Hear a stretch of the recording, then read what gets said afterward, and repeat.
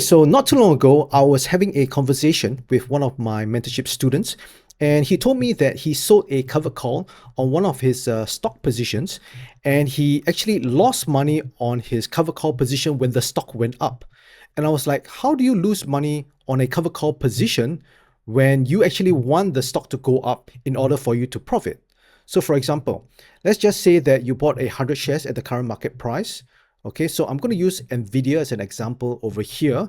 You bought 100 shares, and at the same time, you also sold the covered call. So let's just say you sold the covered call somewhere around this price over here.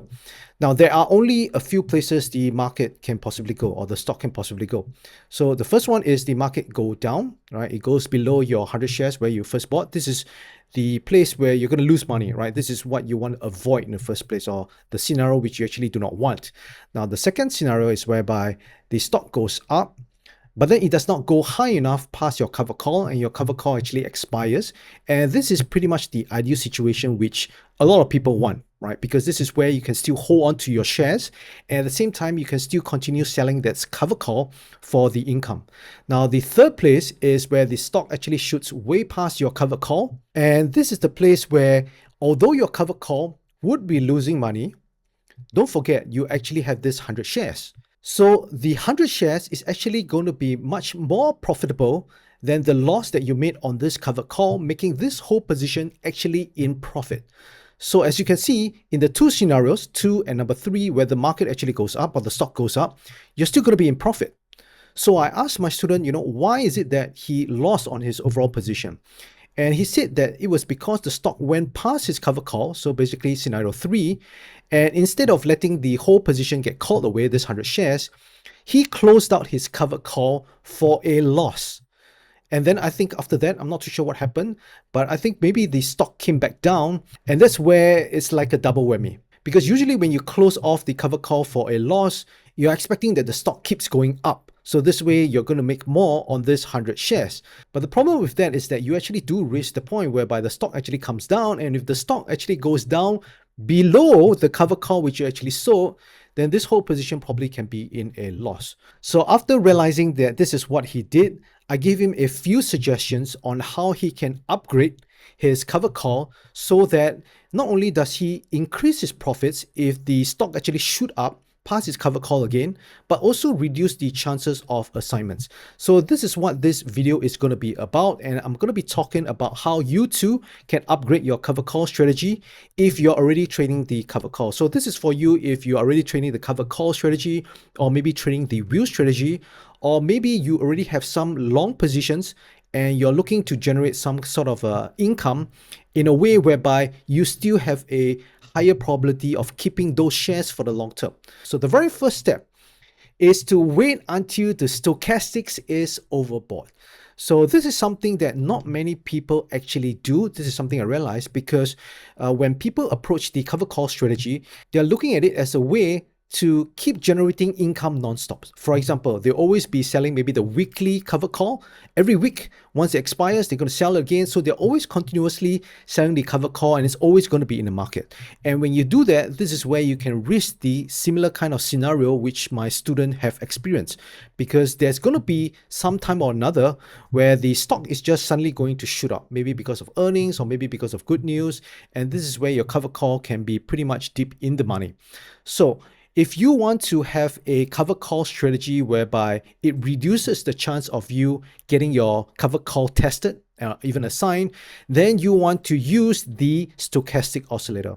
So when you bring up this stochastic oscillator, it at least gives you a better indication of when would be a better time to sell your cover call. So if you were to take a look at every time, for example, on this chart down here, when it is overbought, then it usually signifies around some sort of like a turning point. Now, of course, it's not always perfect. Like for example, over here, at this point over here, you can see that the market still continued to go up, right? This stock still continued to go up, but it is better than compared to if you had actually sold it when it is not overbought, maybe somewhere around here, or worse, when it's oversold.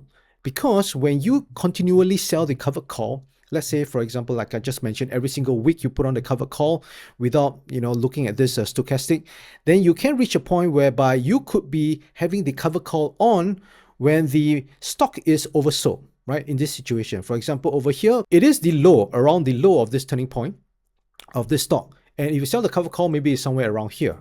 And as you can see, the market is going to easily go above where you sold your cover call. So the very first step is not to sell your covered call all the time. You want to be much more selective, much more picky with the places where you actually sell your covered call. Next, step number 2, and that is to select the 45 DTE and above options.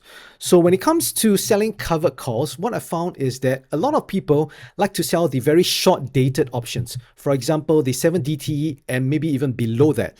Because the idea behind that is that, if I can sell the covered call every 7 days, I'm just going to keep getting the income, and the income is going to be much more compared to if I was to sell 145 DTE. And the idea behind that definitely sounds very good, but what many people is forgetting is that this plan actually will go down the drain once the stock actually shoots up above your cover call. Because once it goes way above your cover call, now you're going to get stuck with it, right? It's going to be very difficult for you to always keep selling the 7DT at that point, because now your cover call is going to be in the money. And even though if you roll it, now you're going to roll it probably to a further out DTE where it now no longer becomes the 7DTE anymore or lesser. So why do I say that you want to sell the 45 DTE and above options, especially if you do not want to have a high chance of getting a sign? And that comes down to 2 reasons. Now, the very first reason has got to do with this table over here, because this table down here actually shows us our edge when it comes to trading options. And you can see over here, the edge really is from 45 days above, where the expected move is most often the time greater than the realized move. So this is something that I have shared in a number of my videos. So if you have never seen this before, what this table basically just means is that if you go for 45 days and above, you can see over here, this is a table done by the Tasty Trade team. You will see that the expected move is actually going to be bigger than the realized. You can see over here, 45 days, it says yes, but anything below that, all this down here, it says no. And over here below, you see 45 days and above is yes. So this is where our edge is. So what exactly does it mean when we are trading the covered call? So it pretty much just means this. So let's just say, for example, you sold a covered call. So this is going to be a covered call, and here is your 100 shares. Let's just say you have 100 shares over here. So let's say you sell the 10 delta covered call, right? As an example. Now, if you are to sell this covered call, which is less than 45 DTE, then we already kind of know what is going to be the chances, the probability of the stock actually going above this cover call at expiration. That means expiring above your cover call, and you're going to get assigned. So 10 delta also gives us a rough indication about the probability as well. So 10 delta just means that there's roughly a 10% chance that the stock is going to be above this cover call strike price at expiration. So with this table down here, what it's trying to tell us that this percentage is pretty much true, that it's going to be around 10% thereabouts. But if you sell the 45 days and above, what it just means is that now there's going to be lesser than 10%, because the actual movement is not going to be as much as compared to what the theory is suggesting. So the theory, this 10 delta down here, is based off of the theoretical pricing, and that's how they derive with the expected move. So the realized move is actually lesser than that. So if 10 delta is telling you that it's somewhere around this price down here, the realized move is probably telling us that 10 delta is probably actually over here. That means this is the actual 10 delta based on the realized move. And this is only prevalent if you trade the 45 DTs and above. So it just means that when you trade the 45 DTs and above, you're going to have a lower chance of having that cover call be in the money at expiration. So this is the first reason. Now, the second reason comes down to actually where the strike price actually is based on the delta that you have chosen. So for this, let us go over to the option chain. And as you can see, I'm on NVIDIA. So if you were to go for the shorter term DTE, let's just say, for example, let's go for the 11 DTE since we cannot find the 7 DTE here. So if you were to go to the 11 DTE and you were to go to, let's say, the lower delta. All right, so first of all, what you notice is that my option chain may look slightly different from yours because I'm using Tasty Trade, and I have the option down here to actually change the strike prices order, right? As you can see over here, this is the original one whereby the prices actually increases as it goes down the ladder. But if I was to just click this arrow down here, you will see that now it flips it over. And as the ladder goes up, the price actually goes up as well. So this actually should be the proper way to look at prices, because it is the same as when you're looking at the chart. So I'm just going to be using this ladder this way. So it's going to be much easier, especially if you're new to trading options, easier for you to see the prices as well and not get confused. Okay, so in this example, let's just say we are looking to sell the 10 delta covered call. So in this case, if we take a look at the 10 delta, as you can see over here, this is the delta column. You can see that my strike price is 152.5. And the current price down here is 131. So you might be thinking to yourself, okay, that's not too bad. But if you were to go all the way to, let's say, the 53 DTs, because this is now the 45 DT and above. Let me just remove this marking down here. If I was to go to the 10 delta, you can see down here, it goes all the way to $170. Now, this is much higher than the $152.50 that we had on the 11 DTE. So why do I say this is actually helpful? Because don't forget, if the market actually goes up, or this stock, right, NVIDIA actually shoots up all the way above your cover call, and to the point whereby you're going to get assigned and you cannot even roll, then would you rather be assigned at 152.5 or at $170? Obviously, you want to be assigned at the higher strike price, because this is where you can get a higher capital gain. Because don't forget, the cover call position have that 100 shares. So if you're going to get called away, basically the difference of your capital gain is going to be where you actually had the 100 shares and where you're going to get called away. So if you're going to get called away $170 compared to $152.50, that's roughly almost $2,000 in terms of capital gain difference. And this is a big amount compared to the kind of premiums that you're getting for selling the cover call. Because if you can see over here, if you were to just sell the cover call, it's going to give you roughly only about $1. That's only $100. And this pales in comparison to the potential capital gain that you can get in the event if the stock actually goes all the way up. And if I was to go back to the 11 DTE and go back to the 10 delta, you can see over here, oops, let me just remove all this drawing. You can see over here, it's only going to give you about 72 cents, which is roughly only $72. So while you can get some income, I'm telling you that when you're selling the cover call, you're going to get much more in terms of the capital gain if you do get called away. Next, step 3, and that is to choose the 10 to 15 delta strike price. So this is pretty simple, pretty straightforward. So let me just go back to the option chain again. So now we are on the 53 DT option chain, and the reason why we actually want to go for a lower delta as compared to a higher delta, which is below here, is obviously because we don't want to have a high chance of the stock actually going above our cover call strike price, right? So if you go for 10 to 15 delta, theoretically, it's going to be about 10 to 15% chance of the stock going past that strike price at expiration. But if you're going to go at 53 DTs, or let's say 45 DT and above, it's going to be lesser as well. So 10 to 15 delta is going to be pretty decently high win rate, in the sense whereby the cover call most of the time will be expiring, worthless. And at the same time, you do get some pretty nice premium as well compared to if you were to go to the lower ones. Because down here, if you go to the 5 delta or maybe even lower, yes, it's going to be very difficult for you to actually get assigned because it's very far away, but the premiums is just a little bit too low.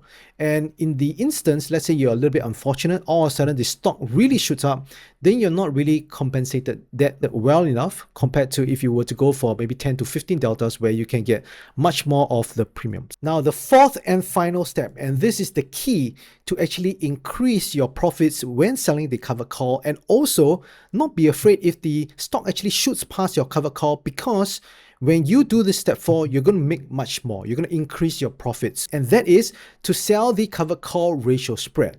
So what exactly is the cover call ratio spread? By the way, if you like this video so far, please subscribe and also click the thumbs up button. And also do get your free copy of the Options Income Blueprint, where I share the top 3 option strategies that help you generate a consistent income each month, trading just 1 to 2 hours a day, right? So if you want to go ahead to get this copy, just head on over to optionswithdavis.com/blueprint. All right, back to the video. So let me just head on over to the option chain again. So the cover call, as you know, is just going to very simply be selling a call option. So in this case, you're going to just sell, let's say we go for the 10 delta, you're just going to sell this, and that's pretty much it, right? But if you sell the cover call ratio spread, It involves using this premium that you receive to finance the purchase of a call debit spread. So as you can see over here, we have received $1 for this. So what it means is that we're going to use a part of this dollar that we receive for selling this and purchase a call debit spread. So this call debit spread can be anywhere on this chain as long as it's lesser than $1. So for example, based on this dollar credit that I receive, I can actually purchase the 155 160 debit spread. So I'm going to click on the ask side for this 155 strike and then click on the bid side for this 160 strike price. And as you can see over here, I know straight away that this call debit spread cost me roughly around 65 cents because I'm going to roughly receive about $1 for this 170. And after purchasing this put debit spread, I still have about 35 cents left over.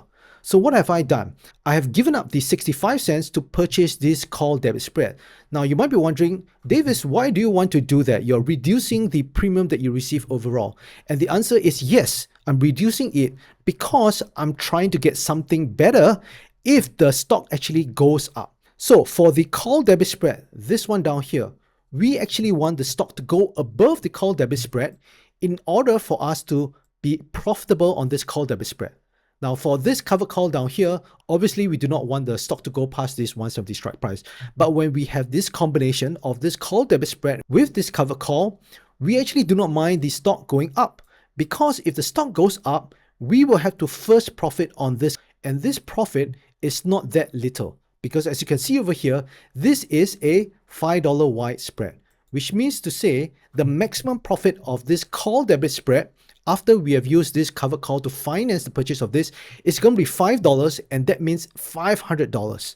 So if we really do get the full profit of this call debit spread, guess what? I've only given up 65 cents to get this full $5, which again equates to $500. And we can actually even increase this profit a little bit more if we choose a different debit spread. So for example, let me now just remove these two strike prices here. And let's just say I want to use the call debit spread that is sharing the same short strike as the 170. So I'm going to use the 160 down here and then two of these short strikes. So I'm going to click on this and I'm going to increase the quantity. So as you can see over here, even after purchasing this 10-point wide call debit spread using the premium from the 170, I still have roughly 19 cents left over, which is $19. So I've given up roughly about 80 cents in terms of the premium which I received for selling the cover call at 170 to finance the purchase of 160, 170 debit spread. But in exchange, I potentially can get $1,000 in the event we actually do get the full profit on this call debit spread. And this happens when the stock actually goes way above this whole structure over here. So can you see what we have given up to gain? We have given up roughly 80 cents, which is $80 in premium, to potentially get about $1,000 in profits. And this is not even considering the capital gain just yet. This is just on the profit on this cover call ratio spread itself. So right now, when you implement this cover call strategy, you no longer are as afraid of the stock actually going up and having you assign, because you're going to be compensated very nicely. So when you put on this cover call ratio spread, not only do you get much bigger profits if the stock actually goes past this whole structure, you actually find that your psychology now has changed, because previously, if you had just sold the cover call, so let me just remove this and I'm going to reduce this to just 1. So what's going to happen is that when you have this cover call, you're always going to be worried that the stock goes above your cover call. You're always telling yourself, no, please don't go up, right? You're always begging the stock not to go up above your cover call, because you do not actually have any real incentive if the stock goes above, right? All you've already gotten is the $1 upfront from selling the premium. But if you include this call debit spread in the mix, now making it into a call ratio spread, the cover call ratio spread, now you actually do not mind if the stock goes above this whole structure, above your 170 cover call strike price, because now you're going to get compensated, right? You're going to get a certain profit from this. So the next thing I'm going to talk about is how are you going to manage this cover call ratio spread? Because when you put on this structure, what you notice now is that you actually have two short strikes at this strike price, 170. So let me just increase the quantity so you can see it over here. There we go. So we have two short strikes down here. So what that means is that you cannot just leave the whole structure to expiration. because if the stock actually goes way past this strike price at 170, you can actually get assigned on 2 of these short calls. So the problem is you most likely only have 100 shares because you're going to be selling this structure for every 100 shares you have. And if you're going to get assigned on 2 calls, then guess what? You're going to end up with a short 100 shares because 100 of your shares is going to be called away, but then you have an additional short call, and now it's going to make you short 100 shares, which you do not want. So this is where we do want to have a little bit of an active approach. So how do we manage this? So first off, if the stock, so let me just remove all these drawings first. So if the stock do not even go past this 170 strike price, then there's pretty much nothing for you to do. But if the stock actually goes above this 170 strike price, then this is where you need to decide when to take off this call debit spread. So this comes down to what kind of percentage you want to take off of this call debit spread. So as you know, based on this call debit spread, the full profit is going to be $1,000. Because this call debit spread is pretty much considered free as it has been financed by your covered call. So the question is, at what percentage of this $1,000 potential profit are you going to take off this call debit spread? So this ultimately comes down to you. It can be anywhere from 50% all the way to maybe even 90%. Now, if you want to go to 100%, that's actually possible as well. If the stock really goes all the way up, that means now this 170 is very deep in the money, then it is possible that you see very close to the max profit for this debit spread. However, once it's close to roughly around 21 DTE, if it's not around 100%, then this is where you need to close out the trade because there can be an increased chance of your strike price getting assigned. So let's just say if you want to take off at 50%, then just means that if the debit spread is about $500 profit, you just take it off. Or maybe if you're going for something like 80% profit, then you take it off when the call debit spread is having a profit of roughly around $800. Now, once you have closed the call debit spread for the profit that you're looking at, then all you're left with is the original covered call. So this is where you need to know what to do with that covered call. So right now, okay, let me just remove all these drawings, and I'll also remove this leg down here. So we have left with the original covered call position. So at this point of time, your covered call is usually in the money. So at this point, you have 2 choices. The first choice is to pretty much just simply let it be. Leave it all the way to expiration and see where the stock ends up. If the stock ends up above 170, then this is where your shares is going to be called away. But if it comes down, then this cover call is going to expire worthless. So in this case, you already received the profit for the call debit spread, and then you have your cover call expire and you still get to keep your share. So of course, this is the most ideal situation. Now, the second choice is that if the market goes up, and let's say you do not want to get assigned, then this is where you want to wait until it's close to around 21 DTE, and then you see whether you can roll it. So how do you roll it is pretty much you just roll up and out. So this is where you want to roll it to a further DTE. So usually we want to go to the next DTE at that point of time. So at 21 DTE, there will be roughly 31 days later. So 31 days later, maybe this will go down now to around 49 DTEs. So once this goes to around 49 DTE at that point of time, where this one becomes 21, then you can actually roll from 21 to the 49 DTE. And what you want to do is roll up and out. That means to say you want to roll to a higher strike price, and hopefully you can get a net credit. So by rolling the cover call, you prolong the life of that cover call. So you give some time as well. So maybe the stock can go back down below the strike price again and expire worthless. Or maybe you can wait until 21 DT at that point of time and see whether you can roll it again.